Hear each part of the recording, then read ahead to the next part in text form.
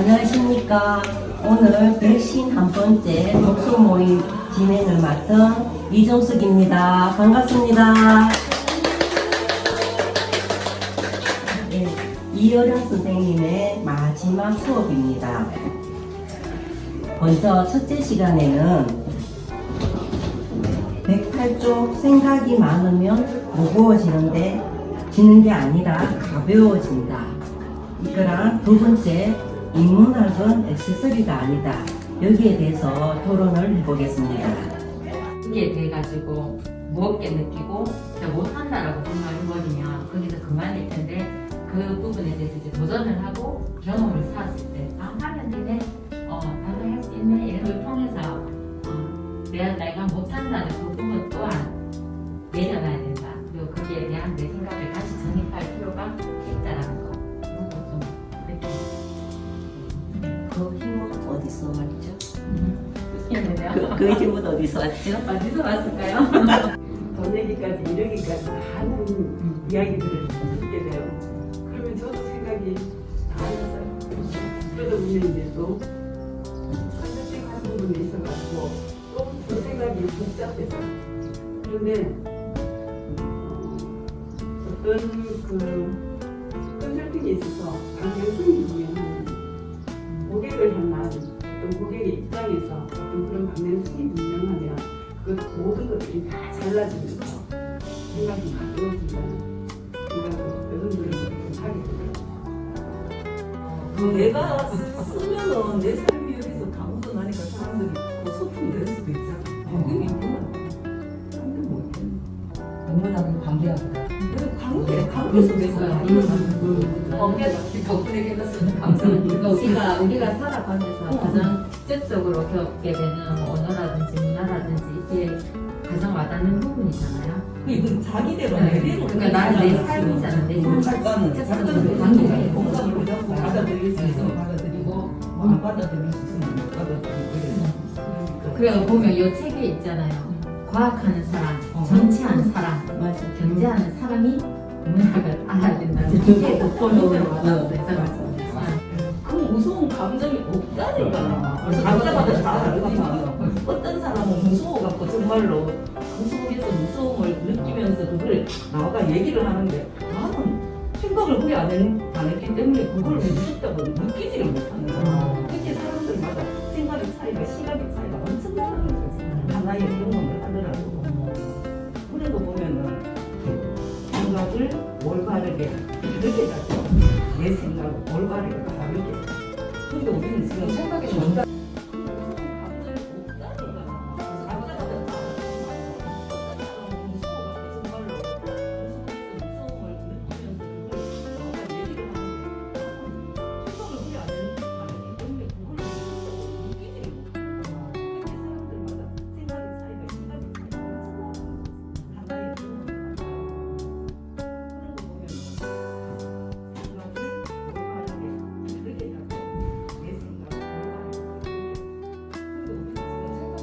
되더라고요. 사람들 많은 세상에 많은 갈등과 분쟁과 이런 게 생각이 많아서 생기는 게 아니고 생각이 너무 없어서 생각이 없기 때문에 그런 게 생기는구나. 생각을 더 깊이 하고 더 많이 하면 오히려 분쟁과 갈등이 사라지는 게 아닐까. 쳐다보고 있다라는 표현이 또 다른 관점을 가지고 생각해 볼 수 있는 생각해도 한다라는 느껴지는 그런 부분이었던 것 같아요. 그리고 제가 관점을 바꾸게 되는 계기가 되어서 참 좋았다라고 하는 것이 저도 삶에 대한 어떤 주제를 가지고 참 이야기를 많이 했거든요. 그리고 의미에 대한 이야기들을 하는데 전체적으로 보면 좀 큰 어떤 주제를 가지고 이야기를 했었던 것 같아요. 근데 늘 우리가 이 일상을 이야기를 하고 낯설어지기를 이야기하면서 저는 의도적으로 큰 쪽으로 이렇게 몰고 가지 않았나라는 생각인데 이여령 교수는 작은 이야기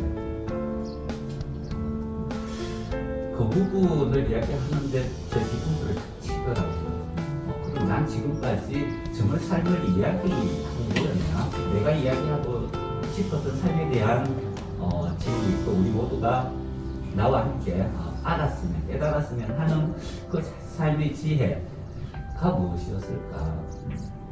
왜 자꾸 큰 쪽으로 갔을까? 이런 생각을 하면서 내가 아직도 많이 얕구나, 좁구나 라는 생각이 들었어요.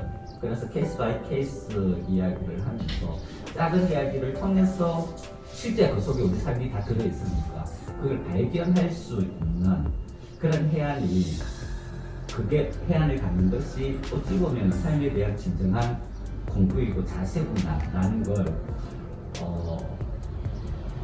깨달았어요. 그리고 다시 되새김질을 하는 그런 계기가 되었습니다. 그리고 이 책 전체를 통해서 이어진 것은 이런 이야기를 들려주고 싶어 했던 것 같아요. 마지막 유언과 같은 이야기인데 앞쪽에서 이야기가 다 나왔을 때부터 쓸 말이 없어서 남의 얘기를 옮기는 사람이 되지 마라. 다시 얘기해서 글자 쓰는 사람이 되지 말고 글 쓰는 사람이 되라. 결국 글자 쓰는 사람은 베끼는 사람일 뿐이다.